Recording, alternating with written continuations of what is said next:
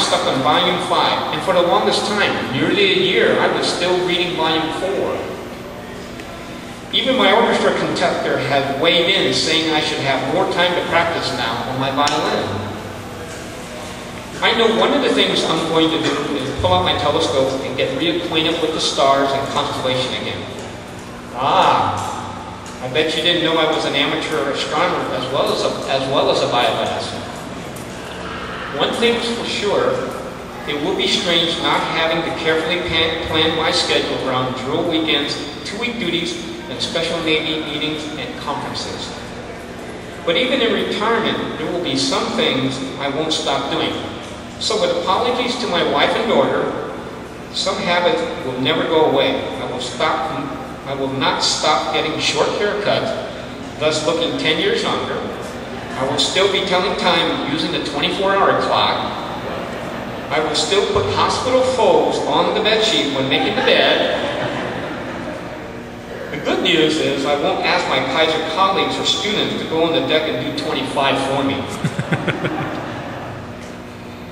I have to tell you about a funny incident that happened last year.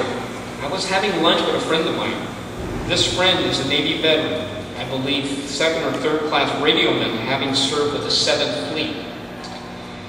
We had lunch at a salad place, Fresh Choice I believe at the time. While getting our lunch, we got on the subject of enlisted and officer, their different mindsets, mannerism, what have you. As we were going to our seat to have our meal, he proceeded to immediately put his tray down and began eating with his plate still on the tray. I, on the other hand, carefully pulled my plates off the tray and set them on the table before eating. He looked at me for a few seconds and said, "See, you even eat like an officer, and I'm eating like an enlisted." Before closing, I want to give you a couple of quotes.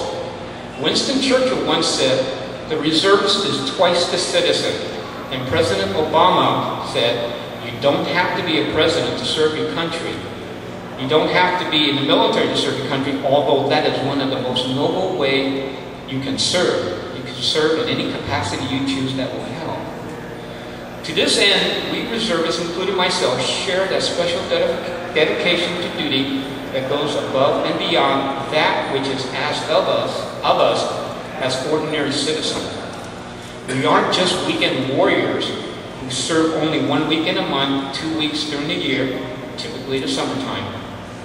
Those of us who actually serve in this capacity always kind of chuckle because we know how much more time we actually devote to military service. Some reservists even give their lives in the performance of their duty. Thankfully, I have not been one of them.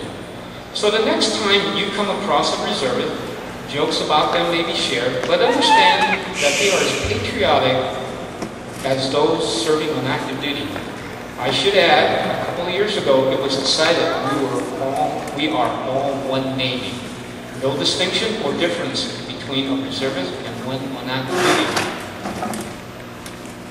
And so tomorrow, when the finality of this retirement ceremony begins to hit home, I would be proud to say that I have served my country in the best way possible as a citizen sailor, not a citizen soldier, but as a citizen sailor. And I know I will have done my best and given my best. Thank you.